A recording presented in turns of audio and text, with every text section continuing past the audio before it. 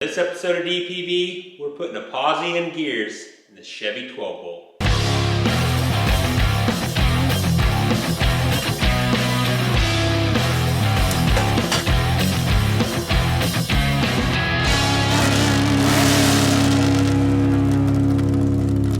Welcome to DPV, I'm Josh, and today we're working on the Impala.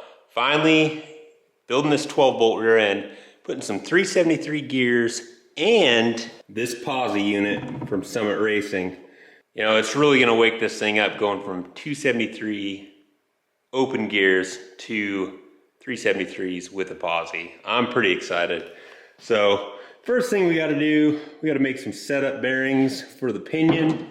So I went to Napa and bought just some cheap pinion bearings. We're gonna grind out the middle so they slip over the pinion so we can get our pinion depth. The other thing we gotta do is drill a couple holes in this flat bar so we can use it as a gauge to measure to that pinion for the pinion depth. So first thing we're gonna do, grind out these bearings. There we go. This guy, it's the inside one, okay. This guy, the other one, okay.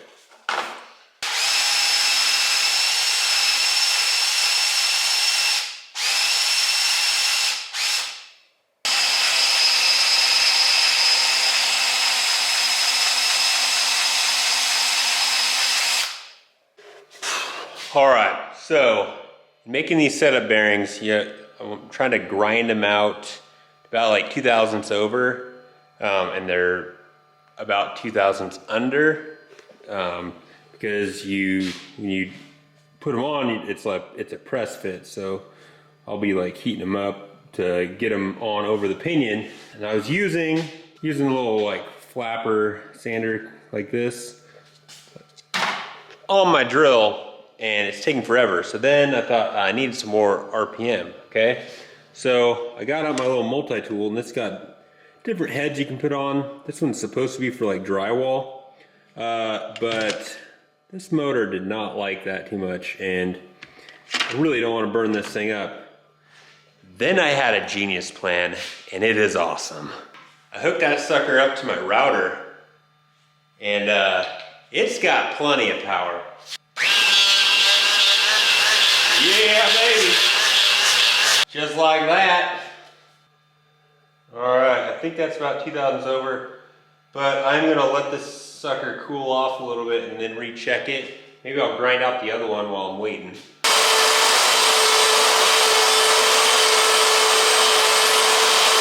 All right, setup bearings, good to go. So that's sweet. Now we need to put together this pinion depth gauge. So basically it's going to be, past that. Basically it's going to be about like that.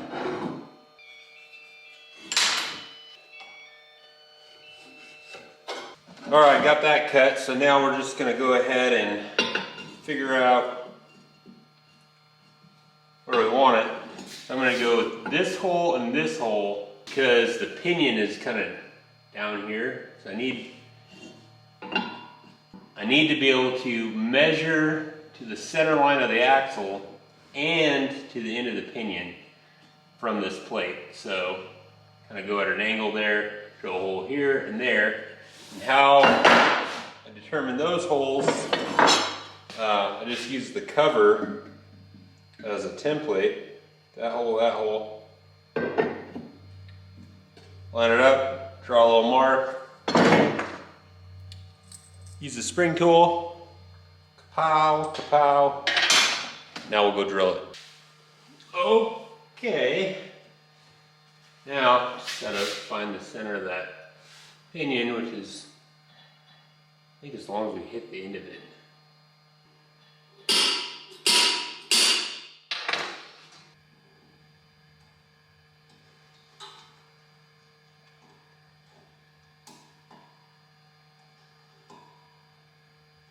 All right, so got this all set up, measured to the center line of the axle, which should be the center of the cap. I did it probably 10 times, and it's 2.1845. And so basically I can subtract that from the measurement I get when I stick the measuring stick thingy, you know, caliper, down through this hole to the pinion. Next step, got to tap them races in there, the new races. So we're gonna pull this off, get the race tapped in there, and then probably go eat some lunch. Then we'll start plugging away at this pinion, trying to figure out what shim packs we need and whatnot. So, and I got to try to read that number on the end. It's kind of dirty.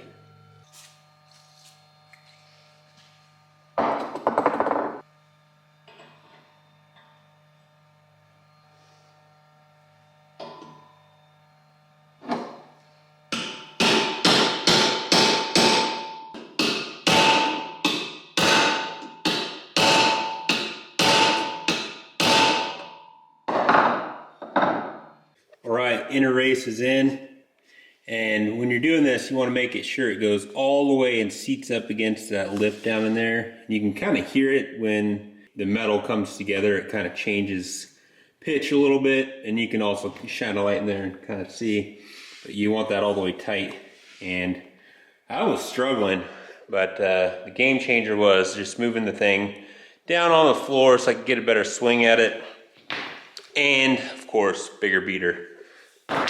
So now got to do the outside race. So I'm going to do it down here on the floor. Hopefully it won't take as long as that inside one did.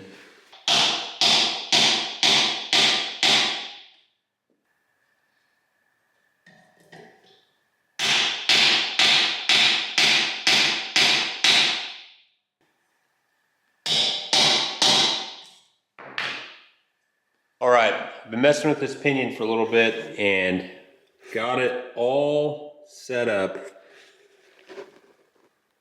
So the end said 2.820. So that is the distance between center line of axle to the end of the pinion. So I measured from the plate to the center line of the axle here, which will be right where the bearing cap surface is. So measured that, it was I measured it a few times, and 2.1845. And then I measured to the pinion a few times, and we got 5.0045. We got 5.0025. So subtracted those two numbers, and within 2 thousandths, I think it's 2.818. Yeah, it's 2.818. So we are good, and I've got it, you know, all the slack pulled out with the nut. So we are ready, I believe, to put those bearings on. So got one shot at this, you know, put them in the oven, get all set up, and basically heat the bearings, and then slide them on. While I'm at it, I think I will get the bearings on the carrier as well. All right, so I'm pretty sure my wife doesn't watch these videos, so let's just keep this between you and me that I'm using the guest house oven for this. But got her set to 400 degrees. Gonna set our bearings in there.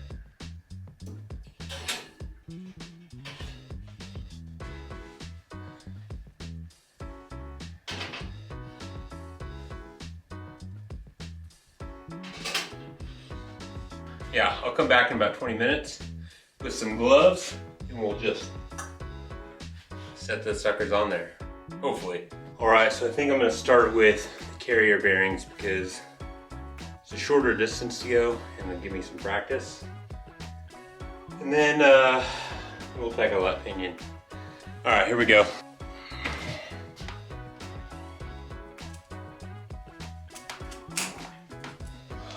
Sweet. Let's try that pinion.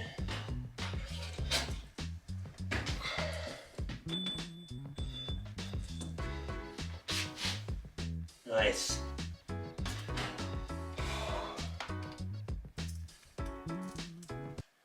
Come on, you. Oh. Damn it.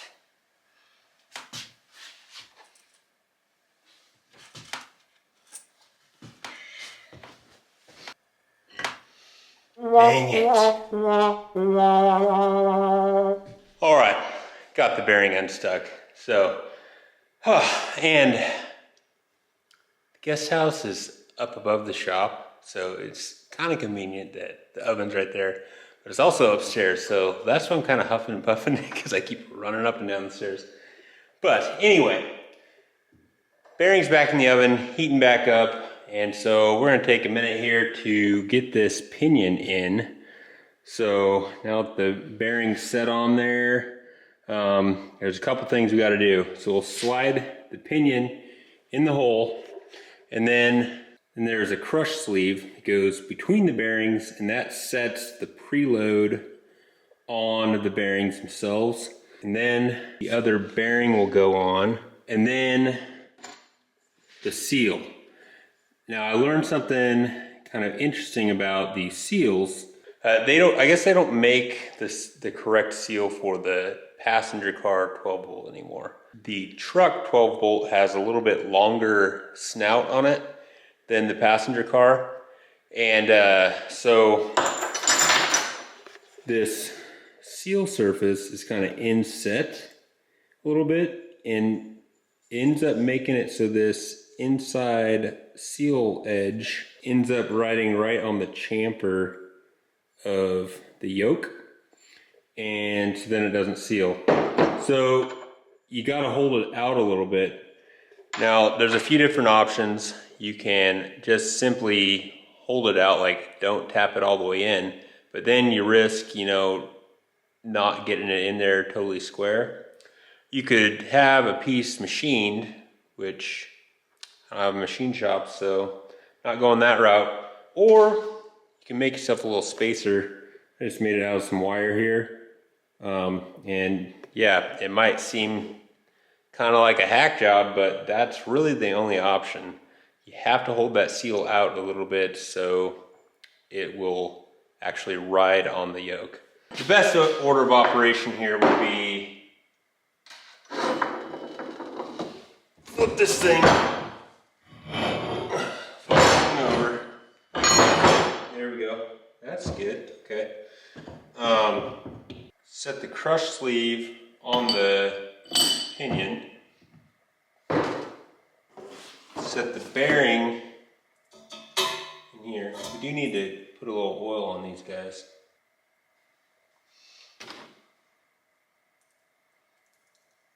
There we go. This with a spacer.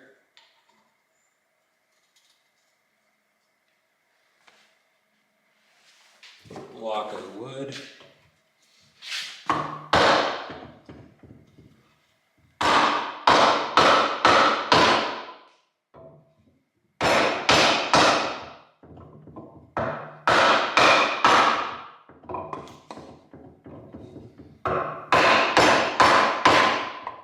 This is what you're looking for. You want like a little bit of wiggle in there between the bearing and the seal, because then you know the yoke is going to protrude through the seal to the bearing, and that seal surface will actually ride on the yoke.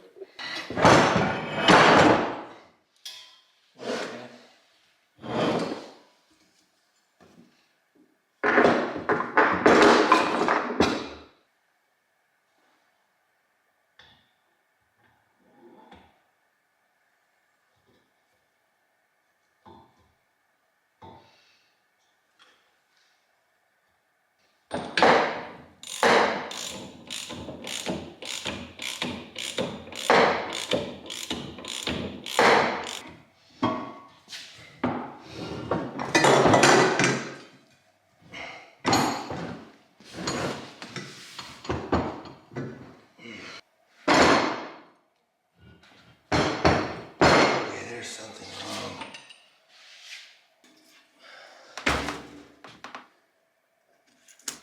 Sweet. Nailed it.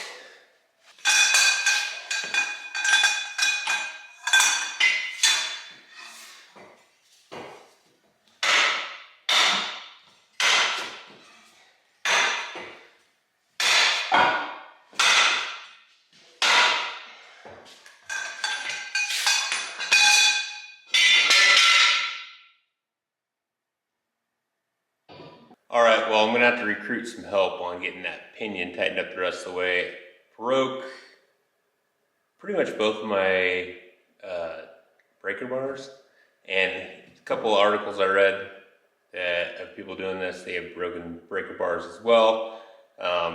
So, dang it. Anyway, I think the washer that came with the kit was like a little bit tight on the pinion, and I might be getting, might be bound up against that washer. But anyway, we're gonna move on to putting this ring on now. And what you wanna do is get a couple bolts kind of poked through. That way you can line it up with the ring gear bolt holes, because while this isn't a press fit, when you do put it on there, it's gonna be tight enough that it's gonna be like kind of hard to rotate.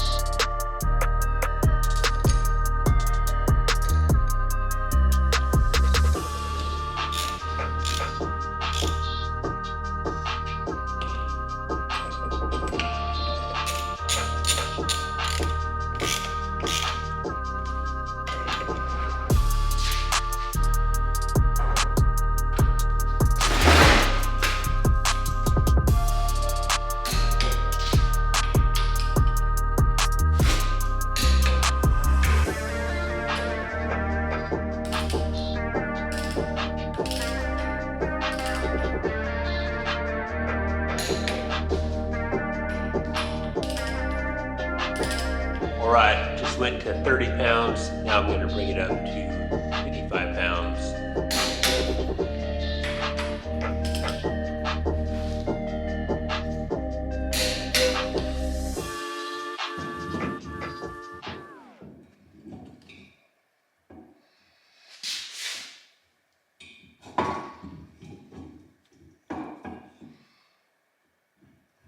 All right, so I moved down here to the floor so I could point the pinion down so I don't have to like hold the carrier into place.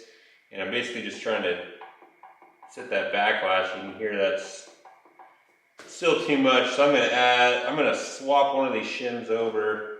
I think I got most of the play out of it side to side. So I'm gonna flip this over and then get my dial indicator set up.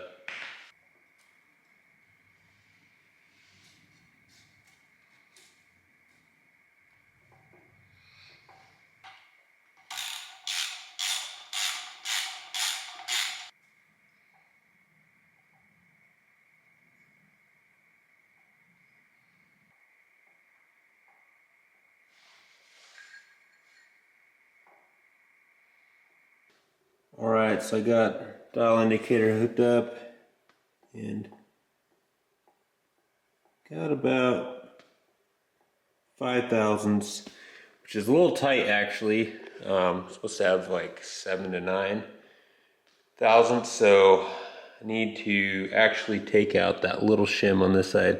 It's kind of crazy, it's just going to be the 2 thick shims on this side. So I'm going to pull that out and see where we're at.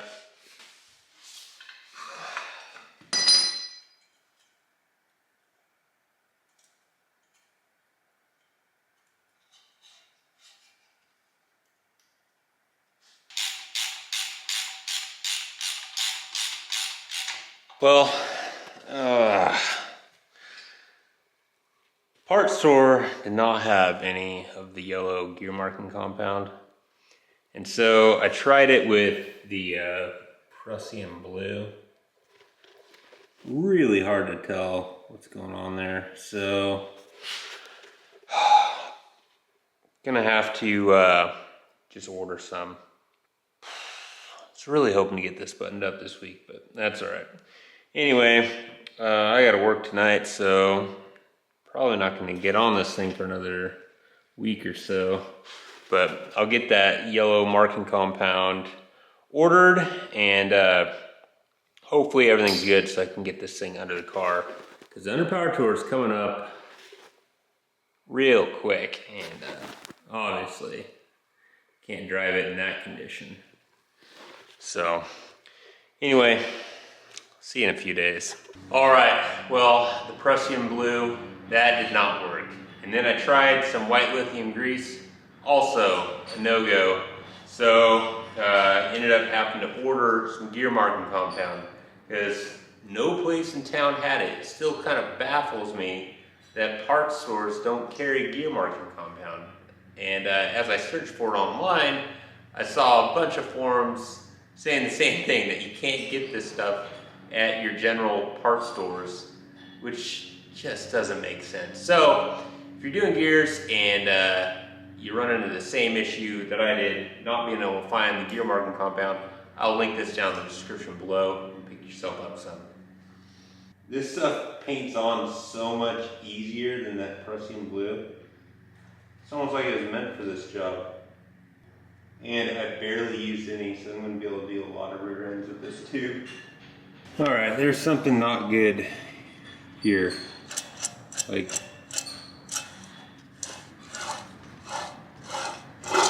what is locking up in there? See?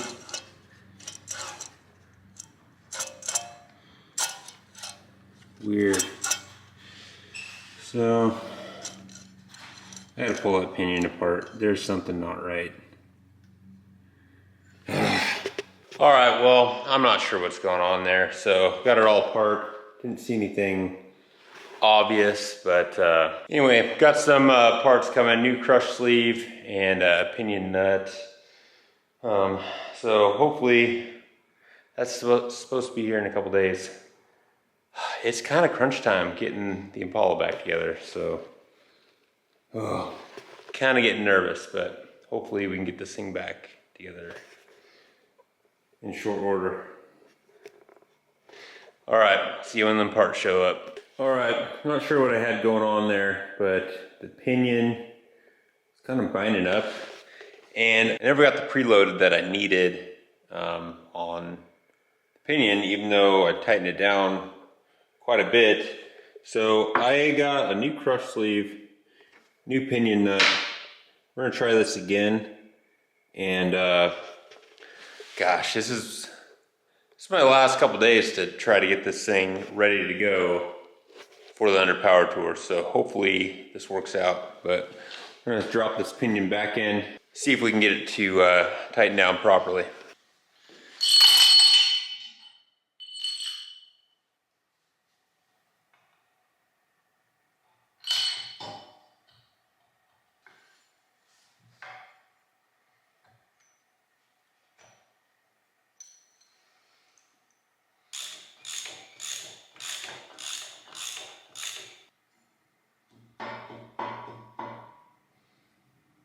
All right, got a new washer. I just went over to 6 states in Spokane. Yeah, about an hour trip. But hopefully that is the problem.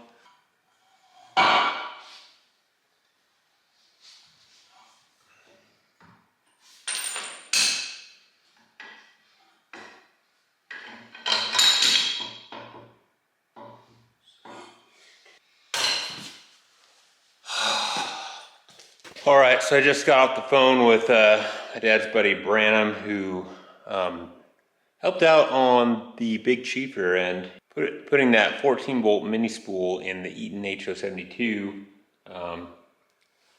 He is the differential guy. So anyway, he said with these Richmond gears, the black coating that comes on the gears is sometimes just enough to really cause you some problems. So he said to sand that off. So I sanded the coating off. I'm gonna put some oil on here and hopefully that thing will slide on. It was like almost there. You could see where it had just about made it. It was probably, I don't know, an eighth or so from the end. So we'll see if that works.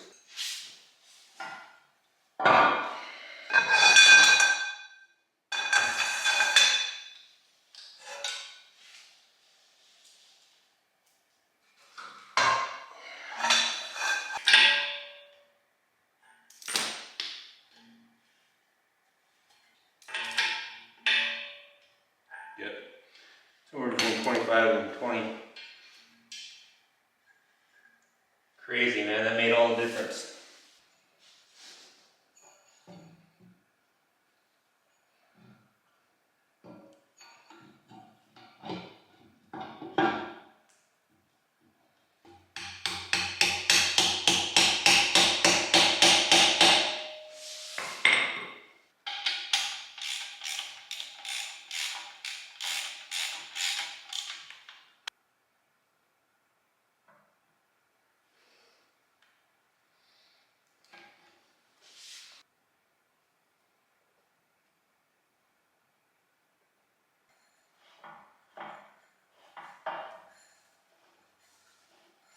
All right, I think it's good, but I'm gonna wait to hear back from Branham on this. And so now we'll tap in wheel bearings and seals, and hopefully this thing is ready for brakes, which will be the next video. But yeah, get these wheel bearings in. Sweet. Use the same punch setup. Seal. All right, talked to my gear friends and they say this is an acceptable pattern, so we're gonna go with that. Ended up having to change some shims around a little bit, but the pinion depth is good, so building that plate across really helped for measuring that. Super easy. Now we're just getting the axle shafts in, gotta slide these C-clips in. There was a bolt on the side here you pull out to get the center pin out. So let's slide that last axle shaft in.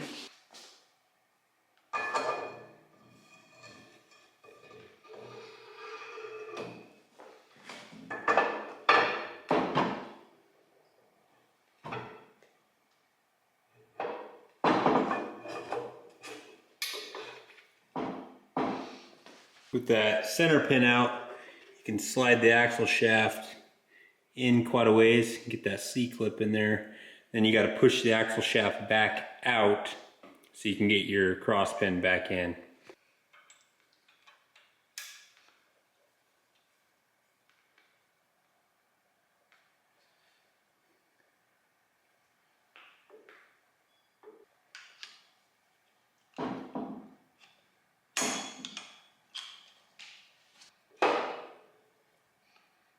Right on.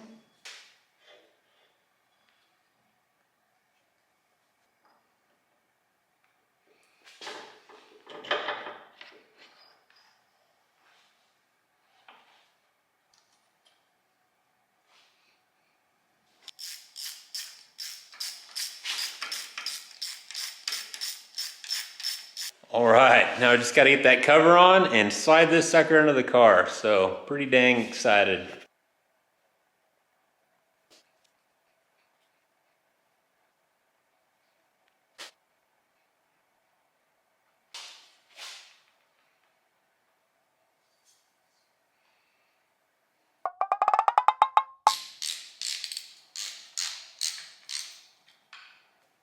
Right on. That wraps up the 12 volt project. Next episode, I'll show you how I did the brakes, and we'll be throwing it under the car, hopefully doing some burnouts. No more one tire fryer for the Ghetto Glider. Pretty excited.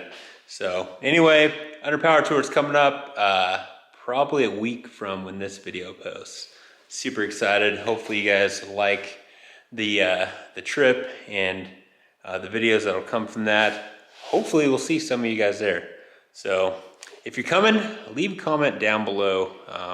And yeah, man, can't wait for it. It's gonna be awesome. But I still got some work to do. Yeah. All right, wheel it, wreck it, wrench it, repeat. See you next time.